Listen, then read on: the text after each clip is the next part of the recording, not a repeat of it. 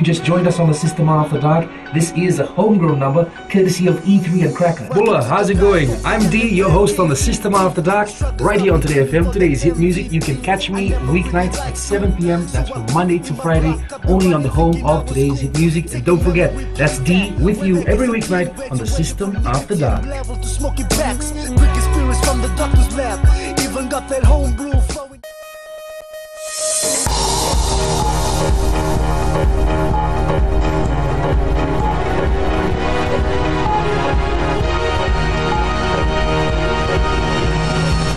In this bulletin, parliamentarians sworn in, new appointments made for Parliament, and Ayaside Qayyum resumes role as Attorney General.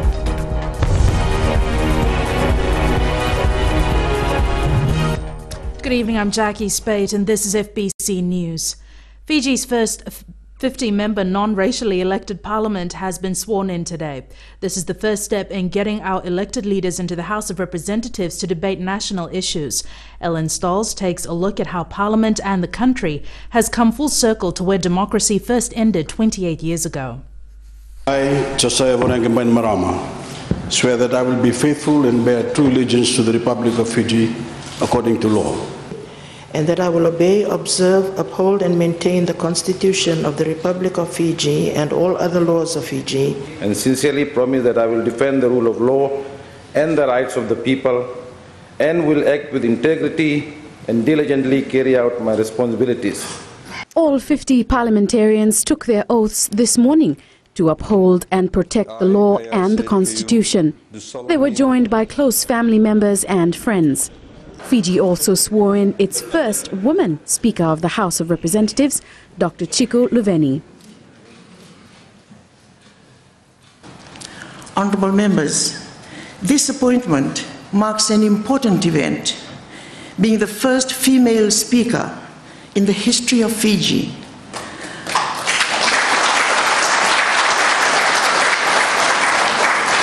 I hope this will go a long way to inspire all our young women to reach their full potential, even perhaps by pursuing a political career.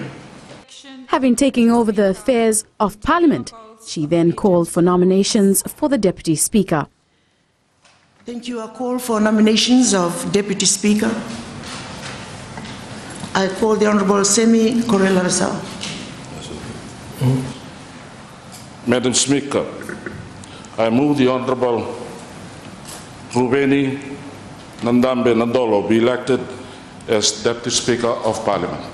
Madam Speaker, I move that the Honourable Ratu William Tangvetawa be elected as Deputy Speaker of Parliament. Parliament then had its first secret ballot to elect the Deputy Speaker. All MPs put their votes into a box, which was then counted on the floor by the Secretary-General of Parliament, Viniana Namosi-Malua. Honourable Ruveni Nandalo, 32 votes. Honourable Ratu Viliame Tangivetaua, 18 votes. I now declare that Honourable Ruveni Nandalo, having received the greatest number of votes, to be elected as Deputy Speaker. SODALPA leader Rotemu Mukepa was elected leader of opposition. Her nomination was uncontested. There being no further nominations, I declare the Honourable Rotemu Mukepa elected as leader of the opposition. With the formalities now out of the way, Fiji looks forward to having the first session of Parliament House to convene at 10 a.m. tomorrow. For FBC News, I'm Ellen Stolz. 3 new positions have been filled in Parliament today with the appointment of a Speaker of Parliament, a Deputy Speaker and the election of a Leader of Opposition. Ritika Pratap speaks to the individuals who've taken on these new roles. Only one of the 3 appointees has previous experience in Parliament. Leader of Opposition, Rotemu Mukepa is a former Education Minister. Well, with the Leader of the Opposition, it's a very important role because it is serving a purpose there in Parliament. And we have to look at the workings of government in particular in terms of good governance, transparency, accountability, and those are some of the areas that we need to look at in terms of the performance of government. Dr. Chico Lubeni chaired her first parliament session. Being the only female speaker of the House in our political history, she says she will carry out her duties with impartiality. Is to keep the balance and keep the parliament flowing without any hiccups from either side, respecting the institution of parliament, and also keeping track on members that they are there to serve the people, and issues that will involve getting benefits to the people. It will be a priority to be looking at, and also the parliament, the bills that will be coming up, and I'm sure with the opposition it's going to be very interesting to have a result of debates that will be coming on. I'm looking forward to that. Politics is an entirely new affair for Ruveni Nandalo, who was elected Deputy Speaker. Nandalo says his father was in politics and entered Parliament under the National Federation Party, serving as an opposition member. Actually, it came as a surprise to me because I was only expecting the swearing in for all the MPs today. But this really came in as a surprise, and you know, I'm really looking forward. I'm really looking forward to it. It's a big challenge for me. These are some vital appointments for Parliament, but for the 50 members sitting in the House of Representatives, the work begins now, debating issues and motions and finding a common ground to deliver for the people of Fiji. Ritika Pratap, FBC News. A change to the cabinet was made before the swearing-in of the new parliament this morning. Said Qayyum resumes his role as Attorney General and shed the roles of Minister for Industry and Trade and Tourism. Fayaz Koya now switches portfolios to take responsibility for the Ministries of Industry and Trade and Tourism. Prime Minister Voreqe Bainimarama says the change had been made because of the heavy workload of Said Qayyum's other portfolio, Finance. Honourable Koya has had experience in the tourism industry. He's been on various boards, etc. And of course we'll be able to work very closely together too regarding industry and trade. Ministry of Finance works very closely with industry and trade, but it does require some focused attention. And on the other hand, we have finance and public service, where we have, as you've heard our Prime Minister say, that we need to carry out a lot of reforms, and obviously some of that will be legal reforms. So it provides a natural synergy. It's a lot of hard work, and I'm actually really looking forward to it. And as I say, I've been in and around there in any event, so it wouldn't be completely new to me. But a lot of work still. The change in portfolio came into effect yesterday. Prime Minister Voreqe Bainimarama says it is exciting times for Fiji. Speaking after the swearing-in of parliamentarians, he says he is ready for the first sitting of Parliament. It's been a very exciting week, last week, and then again, it's been a very exciting day today. We have now to deliver, but we look forward to tomorrow's opening of Parliament by His Excellency the President, and then we'll go from there. The Parliament sitting begins tomorrow. Coming up, Father Kevin Barr wants minimum wage increase.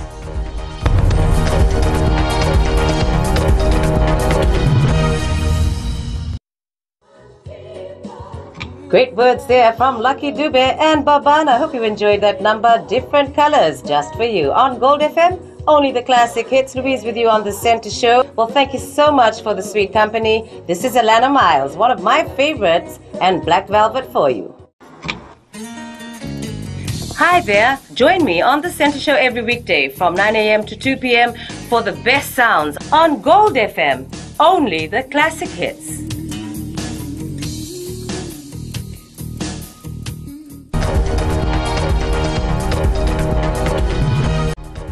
Welcome back. This is FBC News. The two leading opposition parliamentarians who didn't attend the pre-budget forum on Saturday, despite being personally invited, have explained their absence. Opposition leader Rotemu Mukepa and NFP leader Professor Biman Prasad say they had other business to attend to. Watisoni Rakanroka reports. No one from the opposition attended Saturday's forum to decide what's going to be in the 2015 budget. This first of its kind forum in Fiji So invitation sent to the Sudelpa and now opposition leader Rote Mumukepa. That program in terms of the people that had invited us for the various functions that we had to attend.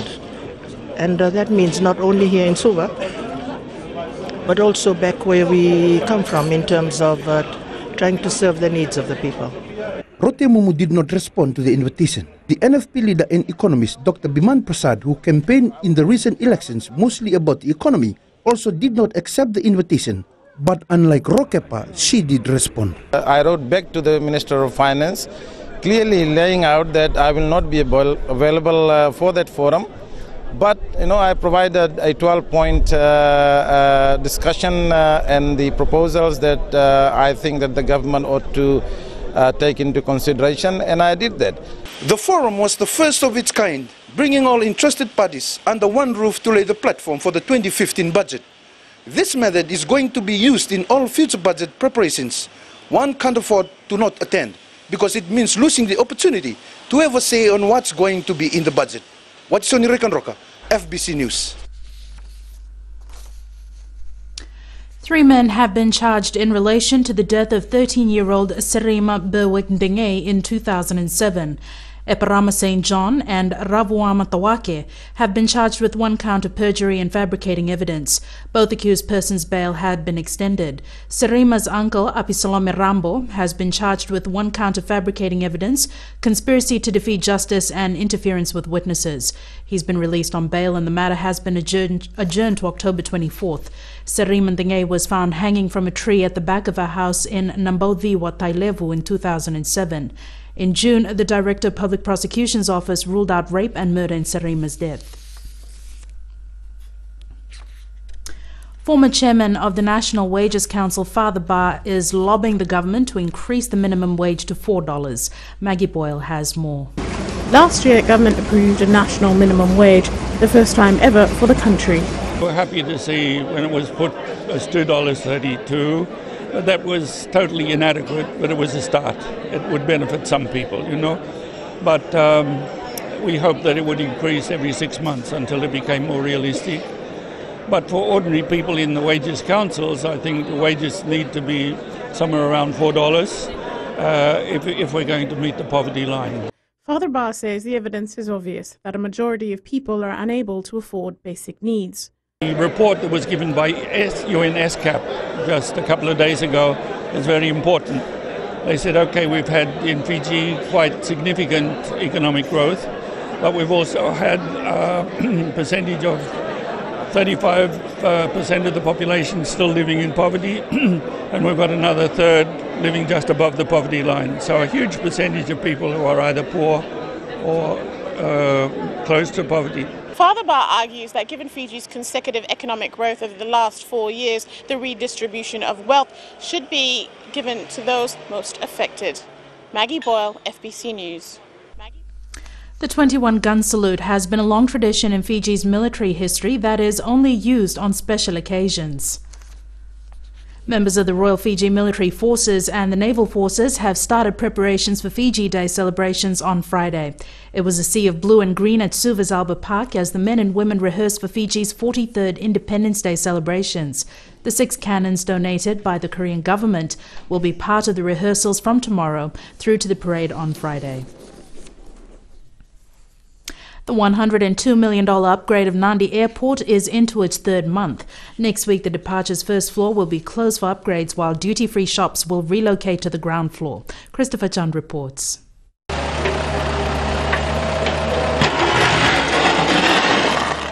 Construction has been ongoing since July. A significant change is the temporary relocation of the domestic flight section to this area of the airport.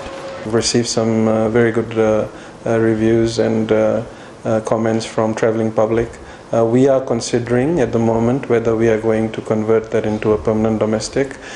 If we are to convert it into a permanent domestic, definitely much work is needed. This portion of the car park has been sealed off as the New Zealand contractors Hawkins and Pacific Building Solutions work on completing the airport modernisation project by November next year. We've said it repeatedly that we are doing this for you. We're doing this for the people of Fiji. We know that there will be challenges because areas are being cordoned off in order to allow construction to take place. That is the only way we can build an operational airport.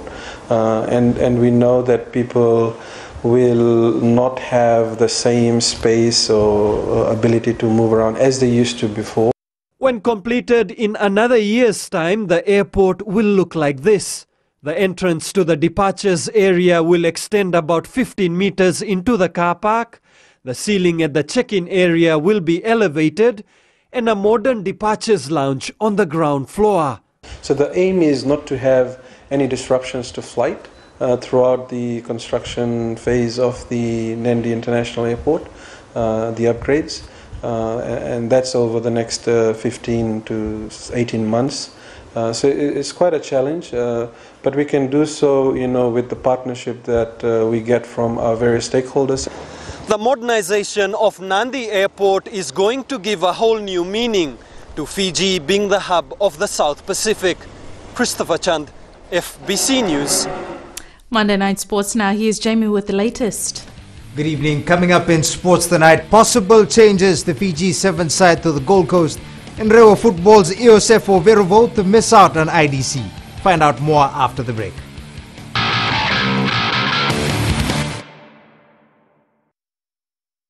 Ni sa bulu bina kana turna kini marama ni bulu bina kana dor bau kini mone lewa ni sa bulu bina kana mone en do talem no no ni wawai katalau en mataka nei dai en vindelana mai nei tasiri no bulu maleka bo ni melote nei sorta boa en lomo ni bonua mai sanganga ni bulu re go Samuel na no tanga ni wawai katalau en radio Fijuan nandomo vitina go gani venu mai no kini diwa en bi mataka moni tikina pagruka ni kai namaka.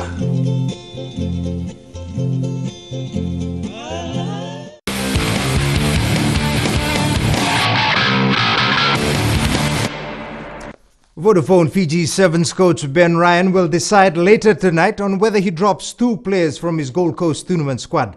Halfbacks Emosi Mulevoro and Emononi Nasilasila are under an injury cloud and could miss the first IRB Sevens tournament of the season. However, Ryan already has players on standby to ensure he has a fit squad for the tournament. Indra Singh with more. 4 days out from the start of the Gold Coast Sevens, and the national team has been hit with injuries to 2 key players. 2 players are halfbacks that are the ones that I'm looking at the moment. Mosi Mulevoro still got a niggling foot injury, and Emononi Nasilasila got concussion last week in training and hasn't fully recovered yet. Ryan will make a call on the injured players tonight, but already has been looking at his options to fill in should the need arise. Jerry Chuai and Batimo Bazuzu are on standby, and I actually kept back Jerry yesterday from flying with the team back to Nandi, and so he's here making up 13. So I think we'll make a call later today. It'll be incredibly tough on those 2 players, but as I'm sure you appreciate, we need 12 that are starting the tournament 100% fit. Ryan has also set a rule to ensure his players are fully focused on the task on hand. This means fans will have limited opportunities to mingle with their favourite stars. We don't want to have the Fiji national team going around the world and thinking that they were tourist attractions for everybody to get a piece of. Otherwise, all our best laid plans will fall apart as they're getting tugged around and will come tired into a tournament. So we just want the local support to be there to support us at the weekend. That's what their number one goal should be, to cheer us on, and we can hear them from the stands and be there to welcome the team into every game. So a minor setback for the side, but as Ryan puts it, all players in his squad are capable. All he wants is to ensure he has his best team on the field during the 2 days. Indra Singh, FBC Sports. The Rewa football side will have to make do without youngster Iosefo Verovo for the court's inter-district championships. Verovo, who was suspended from all levels of football for 3 years and fined $5,000 after breaking camp in May while with the Fiji under-20 side, has had his suspension reduced. Verovo and the Rewa side had taken the matter to tribunal, which heard the case last Thursday. Fiji Football Association Chief Executive Bob Kumar says Verovo's fine has now been reduced to $3,360 and he will remain suspended from all levels of football until July 31st, 2015. Meanwhile, teams are now setting their focus for the court's IDC, which resumes in Suva on Thursday. Suva, Rewa and Nandi will be flying high after their wins in the first round over the weekend, while other sides will need to step up its game to cement a place in the last four. Josephine Navula has the details. The first round of the court's inter-district championships is done and dusted, but the real battle begins this week. Suva, Rewa and Nandi managed to get important wins, but now are in the driver's seat. Looking at the points table, Nandi and Suva lead the Pool A with 3 points each, but the Jet Setters are on top of a better goal differential. In Pool B, Rewa is on top, while Mba and Lautoka, who drew 1-1, are in place second. Teams such as Lambasa, Nandronga and Tailevu Siri are in a great situation and need to win the remaining 2 games to stay in contention. The premier secondary and primary school will also do battle at this venue from Thursday. All these will be going in with one aim, and that is to be called champions when the dust settles on Sunday. Josephine Nabula, FBC Sports. Fiji Bowling's 2014 National Singles Tournament is churning out to be the biggest to date, with Geotech Drilling International coming on board for the first time to help out in the women's division of the tournament. Geotech Drilling International believes that sports sponsorships brings the people of Fiji together, and we understand that our sponsorship is the biggest ever for the ladies competitions, and we have a long association as well in lawn bowls and sports in Fiji, so we just thought we should give it a bit of a boost, even though our company is pretty small as well. Organizers are happy with the $2,000 sponsorship and are planning to use it all in prize giveaways. The idea behind this... Meanwhile, Raj Charan are sponsors for the men's division. The tournament starts this Friday at the Suva Bowling Club. Rugby union bound Sam Burgess turned in his own John Sattler moment as the South Sydney Rabbitohs ended 43 years of heartbreak to beat the Canterbury Bulldogs 36 in the National Rugby League final in Australia last night. Burgess fractured his cheekbone in the first tackle of the game when he clashed heads with Canterbury's tough English forward James Graham. Here's the action from last night. That was your sports for tonight. It's back to Jackie now with business.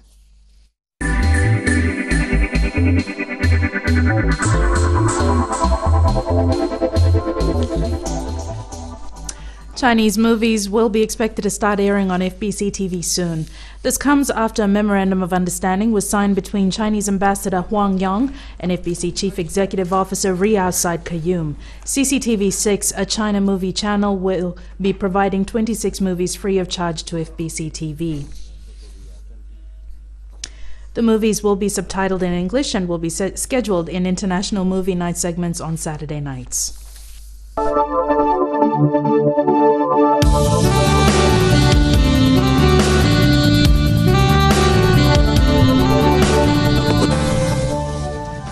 And it's weather time with Trish.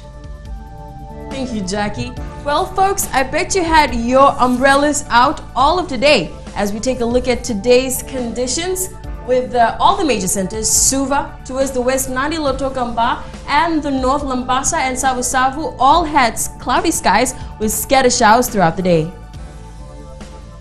Now with temperatures, Suva 28, Nandi, Lautoka hit 31, Mba 30, Savu-Savu 29, and Lambasa the highest 33. Tuesday's forecast. Again, folks, expect wet and gloomy. All major centers should expect cloudy skies with occasional showers all day. For mariners, a strong wind warning remains in force for Kandavu and Batuira passages, Southern Lau Group, Southern Koro Sea, Southern West Viti Levu, Yasawa and Mamanuda groups. East to southeast winds 15 to 20 knots and moderate to rough seas. Irish crossing at Sambeto in Nadi, photo taken by Sandeep Kumar. Thanks so much for that, Trish. The main points again: parliamentarians sworn in, new appointments made for Parliament, and Riyaz Said Qayyum resumes role as Attorney General. Remember, you can send us newsworthy pictures and videos on email citizenseyes@fbc.com.fj or share it with us via Facebook page FBC News. And if you're on Twitter, follow and tweet us your news tips at FBC News or simply hashtag FBC News. That's all from the team tonight. We'll be back again tomorrow evening. Bye for now.